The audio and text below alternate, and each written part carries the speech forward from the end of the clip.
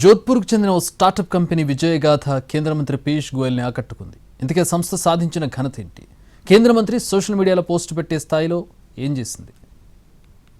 రాజస్థాన్లోని జోధ్పూర్కు చెందిన stainless steel water బాటిళ్ల తయారీ సంస్థ నానోబాట్ హౌస్వేర్ సొల్యూషన్స్ సంస్థ నాణ్యతలో ఎక్కడా రాజీ పడడం లేదు. అత్యున్నత నాణ్యతా ప్రమాణాలతో ఈ సంస్థ తయారు చేసే వాక్యూమ్ ఇన్సులేషన్ బాటిళ్లకు విదేశాల్లో సైతం డిమాండ్ ఉంది. అంతేకాదు, ఈ హై క్వాలిటీ బాటిళ్లు ప్రపంచంలోనే ఉత్తమ ఉత్పత్తులతో పోటీ పడుతున్నాయి.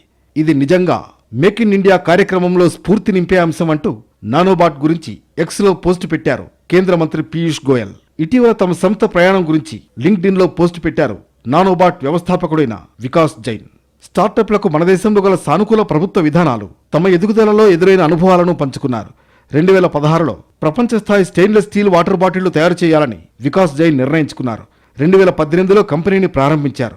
అందరికీ అందుబాటులో ఉండే ధరలో పర్యావరణ హితమైన బాటిళ్లు తయారు చేయాలని లక్ష్యంగా పెట్టుకున్నారు.